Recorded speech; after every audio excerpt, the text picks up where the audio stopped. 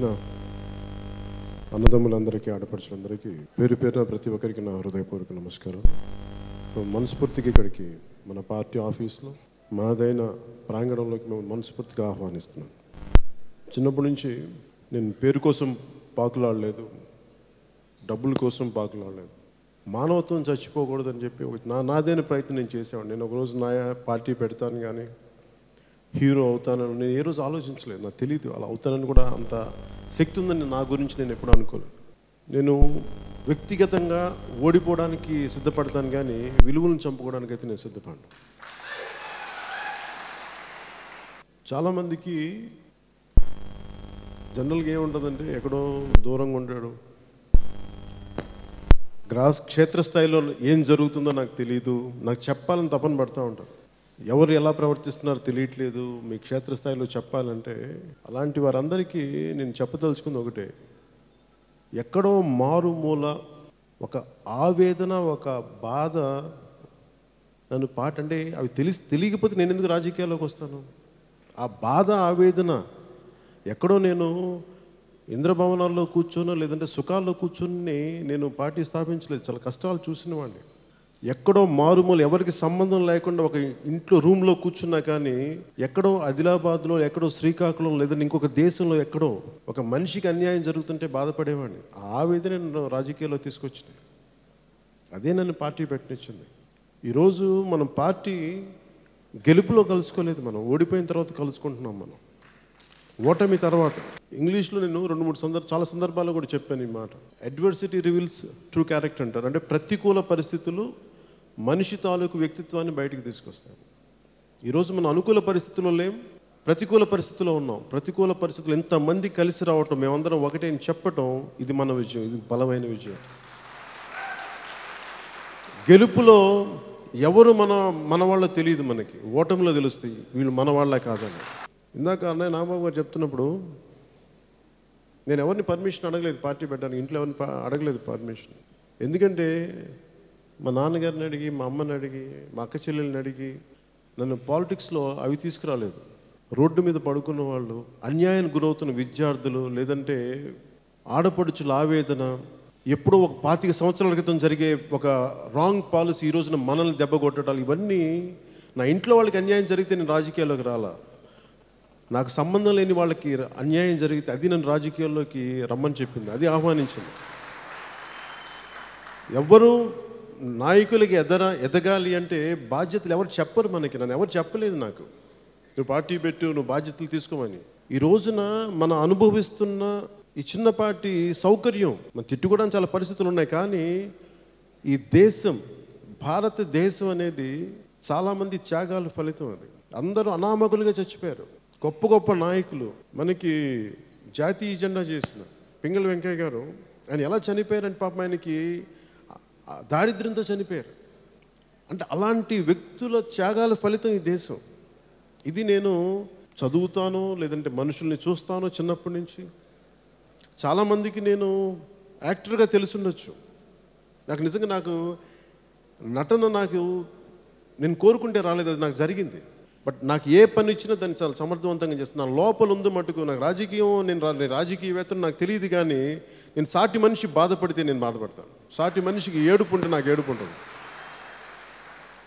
నాకు మీరు సకల భోగాలు ఇవ్వండి, కోట్ల సంపాదన ఉంది, ఇంత మాటలు పడక్కర్లేదు. ఇవన్నీ నేను ఆలోచించకుండా వచ్చానా రాజకీయాల్లోకి, ఇవన్నీ తెలియకుండా వచ్చానా? ఒకవేళ నేను కూడా ఓడిపోతే ఇవన్నీ ఆలోచించకుండా వచ్చుంటానా? అన్నీ ఆలోచించి నేను కూడా సమూలంగా దెబ్బతిని అసలు నేను నా చివరి శ్వాస వరకు ఉండగలనా లేదా, అది కూడా ఏంటి.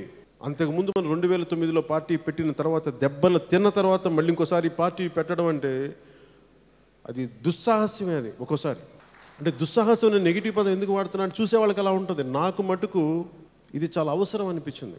ఒకరు లక్ష్యాన్ని పట్టుకొని ముందుకు వెళ్ళకపోతే నమ్మకం పోతే. నేను ఎలాంటి పరిస్థితుల్లో పెట్టాను పార్టీ, రాష్ట్ర విభజన జరిగిన తర్వాత అందరూ ఏం చూస్తారు, రాష్ట్ర విభజన చూస్తారు, జరిగిపోయింది, ఇవి వచ్చినాయి. నేను ఎలా చూస్తాను, అసలు మూల కారణాలు ఎదుగుతాను. నేను చిన్నప్పుడు ఎప్పుడో నేను 10వ తరగతిలో నా స్నేహితుడిని నెల్లూరులో చదువుతుంటే నువ్వు ఆంధ్రావడం అని చెప్పి కొట్టి పంపించేసిన రోజు నుంచి నాకు గుర్తుంటుంది. అంటే ఎప్పుడు ఒక జనరేషన్ చేసిన తప్పులు నెక్స్ట్ జనరేషన్ పడతాయి. అలాగే ఈరోజు చేస్తున్న చాలా తప్పుడు పాలసీస్ అన్నీ ఈరోజు మనం తెలియకపోవచ్చు మనం ఏం కోల్పోతున్నాం, ఏం దెబ్బతింటున్నాం అని. దానికి ఫలితం ఇంకా పుట్టబోయే బిడ్డలో వాళ్ళకు ఉంటుంది. ఈ రోజున మన గోదావరి జిల్లాకి తీసుకుంటే మొత్తం గోదావరి పాడుతూ ఉంటుంది, కానీ నీళ్లు మట్టుకు ప్లాస్టిక్ బాటిల్స్లో తాగాలి. కంపెనీలకి గోదావరి పాడుతూ ఉంటుంది, తాగలేని నీళ్లు. స్నానం మనం చేద్దామంటే 40 అడుగులు పడే నీళ్లు ఉన్నా కానీ కలుషితమైన నీళ్లు. ఇప్పుడే ఇలా ఉంటే ఇంకో 25 సంవత్సరాల తర్వాత మీరు ఎలా ఉంటుందో మనం ఎవరు ఊహించుకోలేము. నేను ఈ రోజుకి నా పోరాటం కాదు, నేను నా పోరాటం వచ్చే పుట్టబోతున్న బిడ్డల కోసం నా పోరాటం తప్ప. అలాంటి నేను ఒక ఓటమి నన్ను కుంగదీస్తా, ఒక అపజయం నన్ను వెనక్కి పంపిస్తా, ఇంకా ముందుకెళ్తుంది, ఇంకా 10 అడుగు ఇంకా బలంగా అడిగేస్తాను. నాకు మొన్న ఎవరో ఇంటర్వ్యూకి అడుగుతూ నాకు క్వశ్చనర్ పంపించారు.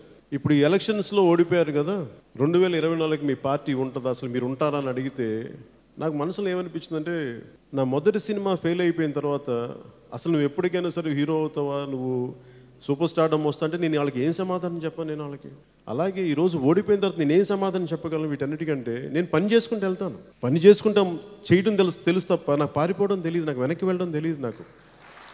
ఎందుకంటే నాకు అన్ని బ్రిడ్జెస్ అన్ని కాల్చుకొని వచ్చిన వాడిని.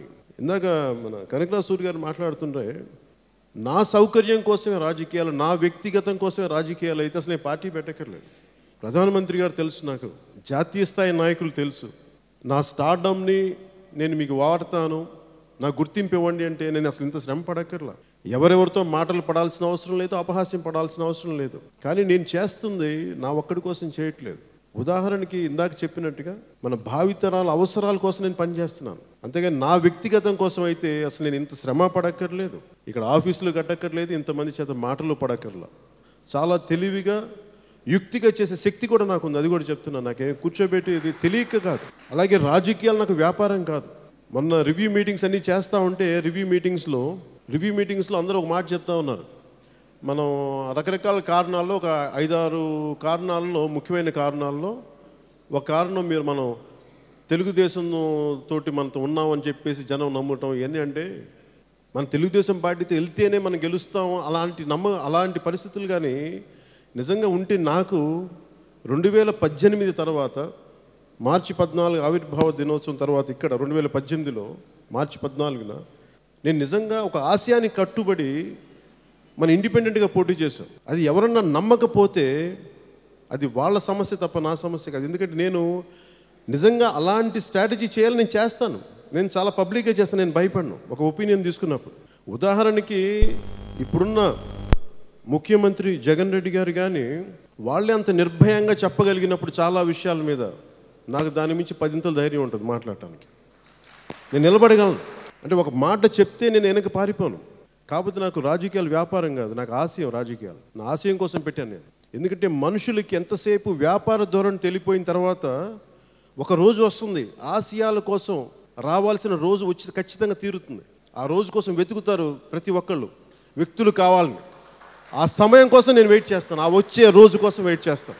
నాకేం సరదా 10 మంది చేత మాట్లాడిపించుకోండి, ఎంతసేపు వెళ్తే లక్షలాది మంది చప్పట్లు కొట్టించుకునే పరిస్థితిలో ఉండి నాకు మాట పడాల్సిన అవసరం లేదు. నాకు నన్ను నెలల తరబడి టీవీలో తిడుతూ ఉంటే ఎందుకు భరిస్తాను? సరదా కాదు, చూద్దాం మీ శక్తి అంతా నేను చూస్తాను. విమర్శకు భయపడేవాడిని కాదు, ఒక అపజయాన్ని కుంగిపోయే వ్యక్తిని కాదు. చాలామంది మన మీటింగ్స్లో చెప్పాను, ఎవ్వరు రాకపోయినా ఎవ్వరు లేకపోయినా నేను ఒక ఆశయంతో ఒక పని ప్రారంభించినప్పుడు, అది రాజకీయం కావచ్చు ఇంకోటి కావచ్చు, నా ప్రాణాలు పోవాలిగా నేనైతే ఇంక వెనక్కి వెళ్ళను. అలాగే జనసేన పార్టీ ఆ రోజు నేను భీమవరంలో చెప్పాను, గోదావరి జిల్లాలో చెప్పాను, ఇది గెలుస్తుందా ఓడిపోద్దా తెలియదు, నాకు తెలియదు. నా దగ్గర భవిష్యవాణి లేదు. నా దగ్గర ఉన్నది ఒకటి, నేను మన పార్టీని నేను చనిపోయేదాకా నడపగలను. అది నేను మీకు ఇచ్చే కమిట్మెంట్. అలాగే పార్టీ విజయం ఇవన్నీ చెప్తుంటే, విజయాల గురించి మాట్లాడుకోవాలంటే మనకు క్లోజ్ టు 6% అనే ఓట్ బ్యాంక్ ఉంది అనుకుంటే, ఓట్ పర్సంటేజ్ ఉంది అంటే, అది ఒక్కొక్క ఏరియాలో ఇందాక చూస్తూ ఉంటే ఇట్స్ మోర్ దెన్ 20%, 30%, అంటే 30% ఒక్కొక్క చోట గోదావరి జిల్లాలో. ఇదే మనకి 150 సంవత్సరాల చరిత్ర ఉన్న కాంగ్రెస్ పార్టీ అంటే రాజకీయాలు ఎంత కష్టమైన ఎంత క్లిష్టమైనవి అంటే ఒక జాతీయ స్థాయి పార్టీని నడపగలిగే వ్యక్తులు ఈ రోజున మేము వెళ్ళిపోతామని చెప్పి ప్రెసిడెంట్ పదవి కూడా వెళ్ళిపోయిన రాహుల్ గాంధీ గారిని కూడా మనం చూడాలి. అంత కష్టం ఒక పార్టీని నడపడం. అలాంటిది నా రాజకీయవేత్త కాదు మా నాన్న. మేము చాలా మామూలు కుటుంబాల నుంచి వచ్చి స్వశక్తితో ఎదిగిన వాళ్ళం. మా తండ్రులు ముఖ్యమంత్రులు కాదు. మా దగ్గర మైనింగులు లేవు, హెరిటేజ్ మన పాల ఫ్యాక్టరీలు లేవు మా దగ్గర. అలాగే మాకు వ్యాపారాలు అంటే నాకు కూర్చోబెట్టి మాకు వ్యాపారాలు ఏం లేవు, మా పబ్లికేషన్స్ లేవు మా దగ్గర. ఇంట్లో కూర్చుంటే డబ్బులు రావడానికి. అలాగే నేను వేరే వాళ్ళ చేత వ్యాపారం నడిపించడానికి నాకు వ్యాపారాలు లేవు. నేను చేసే వ్యాపారం నేను నడిపే యాక్టింగ్. నేను ఎవరితో యాక్ట్ చేయిస్తే సినిమాలో నేనే యాక్ట్ చేయాలి. అలాంటి పరిస్థితులు ఉన్నాయి. ఇవన్నీ దాటుకొని నేను ఎందుకు వచ్చానంటే నాకు నిజంగా ఆవేదన కలిగించింది. ఇలాగే వదిలేస్తే ఇంకా దుర్లభం అయిపోతుంది జీవితం, ఇంకా ఇబ్బంది పడిపోతాం అని చెప్పి ఎక్కడో బాధ్యతతో వచ్చినా. అందుకే నేను ఈ మీటింగ్ ఆల్మోస్ట్ ఒక 45 రోజుల ముందు పెట్టాల్సిన మీటింగ్. ఎందుకు ఆలస్యం చేశానంటే నాకు క్లారిటీ లేక కాదు, నా చుట్టుపక్కల వాళ్ళకి క్లారిటీ లేక. అందుకు నేను ఆలస్యపోయాను. నా చుట్టుపక్కల వాళ్ళకి క్లారిటీ లేక. ప్రతి నన్ను అర్థం చేసుకున్న క్షేత్రస్థాయిలో ఉన్న జన సైనికులకి, కుర్రాళ్ళకి, యువతకి, ఆడపడుచులకి వాళ్ళకి అవగాహన ఉంది నేనేంటో. నన్ను ఎప్పుడు కలవలేదు. ఇందాక మా అన్నయ్య గారు చెప్తుంటే నన్ను 2.5 సంవత్సరాలు పట్టింది మా వాడిని అర్థం చేసుకోవడానికి. నమ్మకం అంటే నన్ను అంటే తనకే ఇంత కష్టంగా ఉన్నప్పుడు నన్ను అర్థం చేసుకోవడానికి. అలాంటిది నా మీద ఆశతో వచ్చే వాళ్ళకి నేను ఒక చిన్న ఏమన్నా ఒక విలువైన వస్తువులా కనిపిస్తున్నది వాడుకోవడానికి. నేను వాడుకోబడ్డ వస్తువు, వాడుకోవడానికి నేను వస్తువు కాదు. నేను మనిషిని, నిండు మనసుతో ఉన్న మనిషిని. నేను సమాజానికి ఉపయోగపడదాం అనుకున్నాను. అంతేగాని కూర్చున్న ఒక నన్ను ఏదైనా వ్యాపారానికి వాడుకునే వస్తువుని కాదు. మీ ఇన్వెస్ట్మెంట్లు నా మీద పెట్టడానికి. అందరూ చాలామంది గెలిచి మీకు గిఫ్ట్ ఇస్తూ ఉంటారు. ఈ సీటు గిఫ్ట్ ఇవ్వడానికి నాకేం సరదా, నా పర్సనల్ ఇది. నేను అట్లా ఆలోచించట్లేదు. నేను కోరుకుంటుంది ఏంటంటే నన్ను ఎందుకు ఆలస్యం ఇవన్నీ మాట్లాడడానికి చుట్టుపక్కల వాళ్ళకి అర్థం కాదు. నన్ను ఒక్కొక్కసారి కుల కోణంలో చూస్తారు, లేదంటే ఇంకో. అంతేగాని నేను భావజాల కోణంతో చూసే వ్యక్తులు బయట ఉన్నారు, కానీ నా చుట్టుపక్కల చాలా తక్కువ మంది. అలాంటి వాళ్ళు ఇండివిజువల్ ఎజెండాస్ నాకు చాలా చిరాకు. నాకు ఇండివిజువల్ ఎజెండా కావాలంటే అంత మాత్రం రాజకీయం అని చేయలేమా? వెళ్ళి టీడీపీలతో మాట్లాడి మనం అలయన్స్ పెట్టుకుందాం, వాళ్ళు అడిగినప్పుడు మనం అలయన్స్ పెట్టుకుంది ఇలా చేద్దాం. లేదంటే చాలామంది వైసీపీ నాయకులు నాకు కబుర్లు పంపించారు, మేము ఇలా చేద్దామని. అలాగే అసలు భారతీయ జనతా పార్టీ నేను స్పెషల్ కేటగిరీ స్టేటస్ గొడవ చేసినప్పుడు ఆ రోజు నేను కబురు పంపించి నేను లోపాయికారిగా పెట్టుకుంటే నేను భారతీయ జనతా పార్టీ తెలచి గొడవ అంతా ఎందుకు? కాకపోతే ఎక్కడో నేను కాంప్రమైజ్ అవుతున్నాను వాల్యూస్కి. స్పెషల్ కేటగిరీ స్టేటస్ మీద ఒక క్లారిటీ ఇవ్వండి. ఇస్తారా ఇవ్వరా? ఒకళ్ళు ఇవ్వకపోతే ఎట్లా చేయాలి? ఇస్తే ఏంటి? ఎందుకు ఇవ్వలేరు? ఏ పరిస్థితులు ఇవ్వలేరు? ఇలాంటి నేను కొన్ని స్పష్టమైన ప్రశ్నలు అడుగుతాను. సమాధానాలు రానప్పుడు నేను కాంప్రమైజ్ చేయలేను. ఇవన్నీ దృష్టిలో పెట్టుకొని నేను చాలా ఆచితూచి అడిగేస్తాను తప్ప ఇది అర్థం చేసుకుంటుంది ఎక్కడో దూరంగా ఉన్న జన సైనికులు అర్థం చేసుకున్నారు, ఆడపడుచులు అర్థం చేసుకున్నారు. కానీ నా చుట్టుపక్కల వాళ్ళకి రకరకాల కోణాల నుంచి వస్తారు వాళ్ళు. నాకు ఇబ్బంది ఉంది చాలామందితో. వాళ్ళందరికీ ప్రత్యేకించి నా విన్నపం కూడా ఏంటంటే ఈ రోజున ఏ పార్టీకి కూడా ఓడిపోయిన తర్వాత గెలిచిన పార్టీకి కూడా మళ్ళీ మీటింగ్ పెట్టమంటే ఇంతమంది రావడానికి ఇష్టపడరు. ఎందుకంటే ఇది డబ్బులతో వచ్చింది కాదు. ఈ పార్టీ అభిమాన బలంతో వచ్చింది, ఆశయ బలంతో వచ్చిన పార్టీ. అలాగే ఇది మన సొంత ఆఫీస్, ఇది ఎవరిదో కాదు, ఇది మనది. ఎవడో ఖాళీ చేస్తే ఖాళీ చేయడానికి లేదు, కొన్నాం. ఇది మనది, నా స్వశక్తితో కొన్నది. నా బిడ్డల భవిష్యత్తుని కాదని చెప్పి ఇది కట్టింది. దీన్ని పెంచుతాను. ఈ ఆఫీసు ఇది మనది. ఎందుకు నేను ఇంత బలంగా పెడుతున్నానంటే ఇది నేను భవిష్యత్తులో భావితరాలకి అండగా ఉండాలి, దానికోసం పెట్టింది పార్టీ. అంతేగాని ఇది ఒకరోజు అపజయం, ఇంకో రోజు జయాపజయాలన్నీ సహజం, ఒక క్రమం అది. ఇది నేను 2014లో పార్టీ స్టార్ట్ చేసిన 25 సంవత్సరాలు నా జీవితాన్ని ఇవ్వడానికి వచ్చాను. అంతకుమించి ఆయుష్ ఇస్తే సంతోషం, ఆరోగ్యం ఇస్తే సంతోషం నాకు భగవంతుడు. ఇవన్నీ నేను ఎందుకంటే నా శక్తి ఉన్నంత మేరకు నేను చేసి పెడతాను దీన్ని. నిజంగా నాకు పదవి ఇవన్నీ అనుకుంటే వ్యక్తిగత ఎజెండాలు ఉంటాయి ఈ పార్టీకి. నిజంగా నేను ఈ పార్టీకి ఇందాక మన కనకరాజు సూరి గారు చెప్పినట్టుగా ఈజీగా చాలా తీసుకునేవాడిని, చాలా పదవులు తీసుకునేవాడిని. పదవులు తీసుకుంటే నా వరకు తృప్తి రాకూడదన్న ఉద్దేశంతో. ఎందుకంటే మీరు కష్టపడుతున్నప్పుడు నేను కష్టపడాలి. కింద నుంచి పెంచుతున్న పార్టీ నా ఒక్కడి గెలుపు కోసం కాదు, మీ అందరికి గెలవడం కోసం నేను వదిలేసాను తప్ప పదవులు. అందుకని నా వ్యక్తిగతం అయితే నేను చాలా చేశాను. అందుకని నేను ఈరోజు మీకు ఇస్తుంది ముఖ్యమైన నిర్ణయాలు ఏం తీసుకున్నామంటే ఎవరైతే ముఖ్యంగా కంటెస్టెంట్స్గా చేశారో ఒక్కొక్క జిల్లాకి ఒక్కొక్క ఫామ్లో తీసుకుని ముఖ్యంగా మేము అవగాహన చేసుకున్న కొన్ని ముఖ్యమైన ప్రాంతాలకి, నియోజకవర్గాలకి ఎవరైతే కంటెస్ట్ చేశారో వారిని నియోజకవర్గం ఇన్ఛార్జీలుగా ప్రకటిస్తున్నాం. అలాగే ఏదన్నా తప్పొప్పులు ఉంటే అలాగే వారికే బాధ్యతలు అప్పచెప్తున్నాం. చాలామంది మీరు కమిటీస్ ఎందుకు వేయట్లేదు, లేదంటే నిర్మాణం లేదంటే నిర్మాణం చేయడానికి నేను ప్రతి ఒక్కరు మన వీరవాసరంలో బట్టలు విలేజ్కి వెళ్ళి ఎవరు ఉండాలని నేను చేయలేను. అది నేను ఎవరికి బాధ్యత అప్పచెప్పాలి. ఆ బాధ్యత అప్పచెప్పే వ్యక్తులు నన్ను అర్థం చేసుకునే వ్యక్తులు ఉండాలి. అది వచ్చే వరకు నేను వెయిట్ చేయడానికి ఆలోచించాను తప్ప చేతగా కాదు. నాకు అలాంటి సరైన వ్యక్తులు కావాలి. ఈరోజు నన్ను నమ్మి చాలామంది ఉన్నారు, వారికి ఆ బాధ్యతలు అప్పచెప్తున్నాం.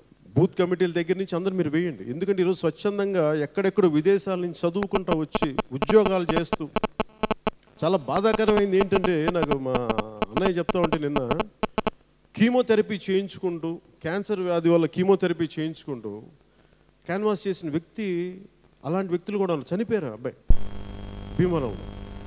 నేను చెప్పాను, భీమవరం మొదటి వారంలో వచ్చినప్పుడు నేను వారి ఇంటికి వెళ్ళి కూర్చొని నేను కలిసి వస్తాను. అలాగే బోల్సెట్ సీన్ గారు నాకు చెప్తా, జన సైనికులను ఇబ్బంది పెట్టే పరిస్థితులు, జన సైనికుల మీద దాడులు చేసిన, జన సైనికుల మీద ఆస్తుల మీద మనం ధ్వంసం చేసిన, నేను మీకోసం రోడ్ల మీద రావడం చాలా సిద్ధం. నాకు ఆ భయాలు లేవు, నిజంగా భయాలు లేవు. కాకపోతే ఏంటంటే నేను ఎందుకు ఒకసారి చూడడానికి కొంచెం తాత్సారం చేసినట్టు ఉంటుంది. దేనికి అంటే నేను వస్తే గొడవ పెంచి పెద్ద చేయడం నాకు ఇష్టం ఉండదు. గొడవను తగ్గించడం ఇష్టం నాకు. ఈవెన్చువల్లీ అందరం బతకాలి, ఒకటే ఊళ్ళో ఒకటే ఏరియాలో బతకాలి. సాధ్యమైనంత మేరకు తప్పదు అనుకుంటే తప్ప నేను గొడవ పెట్టుకుంటాను తప్ప ఇంకెవరు మాట వినటం లేదు. ఎవరు మనం ఎంత మంచిగా చెప్పినా, ఎన్ని రకాలుగా కాన్స్టిట్యూషన్కి వెళ్ళిన, రాజ్యాంగ పరంగా వెళ్ళిన ఇంకెవరు వినట్లేదు. గొడవ పెట్టుకోవడం తప్పదు అనుకుంటే తప్ప అలాంటి పరిస్థితుల్లో నేను గొడవ పెట్టుకోను. అలాంటి గొడవ పెట్టుకున్న తర్వాత వెనక్కి కూడా వెళ్ళను, అది కూడా చెప్తాను. చాలా బలంగా పెట్టుకుంటాం. అలాగే మీ ఒక్కరికి ఫాల్స్ కేసులు పెట్టిన మన ఇన్ఛార్జీలకి, మన నాయకుల దృష్టికి తీసుకురండి. ముందు వారిని చూడమంటున్నాను చెప్తున్నాను. ఇక్కడ రాష్ట్ర స్థాయిలో, రాజధాని స్థాయిలో మేము మాట్లాడతాం, మొత్తం రాష్ట్ర స్థాయిలో మేము మాట్లాడతాం. తప్పదు, అప్పుడు కూడా మార్పు రావట్లేదంటే నేను మీకు వచ్చి అండగా నిలబడకపోతాడు. నేను వస్తాను రోడ్ల మీద. ఎలాంటి పోరాటం చేద్దామంటే ఎవరి మీద వస్తే ఇంకెవడన్నా ఇంకోసారి జన సైనికుల వైపు చూడాలంటే, ఆడపడుచుల వైపు చూడాలంటే భయం వేయాలి. అంత బలంగా మాట్లాడదాం. అలాగే జనసేనకి నేను కేవలం మన అందరం బాగుండాలి. నేను ఒక కులానికో ఒక మతానికో కాదు, నేను అందరికీ సంబంధించిన వాడిని. అందుకే కొంతమంది కూర్చోబెట్టి కుల కోణంలో, లేదంటే మత కోణం, లేదంటే కొన్ని అంటే నిజంగా మనం నిజాయితీగా మిగతా వాళ్ళ ఓట్లు కావాలి కానీ వెళ్ళి వేరే వాళ్ళకి మొక్కుతూ ఉంటారు. మనం అలా ఏది మాట్లాడి నేను నిష్పక్షపాతంగా నిక్కచ్చిగా మాట్లాడగలను. నాకు ఆ భయాలు లేవు. అందుకే నేను మీకు విన్నవించుకుంటుంది, ఇది ఈ రోజున ఫస్ట్ మీటింగ్. ఇది 25 పార్లమెంట్ మీటింగ్స్ అయిన తర్వాత ఇక్కడున్న నేను అసలు ఒరిజినల్ మీటింగ్ నేను అనుకుంది 2 రోజులు పెడదాం ఒక్కొక్క పార్లమెంట్కి అని. ఎందుకు నేను పెట్టాలి, ముందు కొంతమంది ఇన్ఛార్జెస్ని వేసి మళ్ళీ విడత మీటింగ్స్లో, నెక్స్ట్ మీటింగ్స్లో ఎవరైతే బలంగా పనిచేస్తున్నారో ప్రతి మండలంలోనూ వాళ్ళు నేను కలుస్తాను. ఈరోజు నేను మీకు మాట ఇస్తున్నాను, నేను కలుస్తాను. అలాగే చాలామంది ఇప్పుడు మా అన్నయ్య చెప్పే వరకు నాకు తెలియదు, ఒక అబ్బాయి కీమోథెరపీ చేయించుకుంటూ పార్టీకి చేస్తూ ప్రాణాలు వదిలేశారు. అలాంటి వ్యక్తులు నేను కలుసుకుంటాను. చిన్నపాటి కొట్టు పెట్టుకొని దాంట్లో ఒక 10,000 పార్టీకి ఖర్చుల కోసం పెట్టి అలాంటి వ్యక్తులు నేను కలుసుకుంటాను. అలాంటి బలమైన వ్యక్తుల్ని. నా సమస్య ఏంటంటే నాలాగా ఆలోచించగలిగే అన్ని స్థాయిల్లో వ్యక్తులు కావాలి. అరే మనం గుర్తించాలి, మనిషి ఏం కోరుకుంటాడు, గుర్తింపు కోరుకుంటాడు. నేను ఈ పని చేశాను, నీకు తెలియాలని. అలాంటి వ్యక్తుల్ని తీసుకొచ్చే నాయకత్వం వచ్చే వరకు, లేదు మీరే నాయకులు కావండి. అలాంటి నాయకులు వచ్చే వరకు దయచేసి మీరు వాళ్ళని కాపాడండి. నాకు వాళ్ళు చాలామంది నాకు తెలుస్తూ ఉంటారు. నేను మా అన్నయ్య చెప్పినట్టుగా, లేదంటే మొన్న ఎవరో చిన్నపాటి కొట్టు పెట్టుకుని అందరు ఇబ్బంది పెడుతుంటే మన కోసం జెండాలు కట్టిన వ్యక్తి. ఇలాంటి వ్యక్తులు నాకు తెలియాలి. నేను అందుకని చెప్తాను, నాకు వ్యవస్థను ఏర్పాటు చేయడానికి అంత ఈజీ కాదు. ఒక పార్టీని నిర్మాణం చేయడం చాలా కష్టసాధ్యమైన పని. అలాగే పార్టీ నిర్మాణం ప్రతి చోట ఉంది కదా అని చెప్పేస్తే అది పార్టీ కూడా గెలవకపోవచ్చు, పార్టీకి ఓట్లు కూడా రాకపోవచ్చు. జాతీయ స్థాయి పార్టీలు ఈ రోజున కాంగ్రెస్ లేదు ఇక్కడ.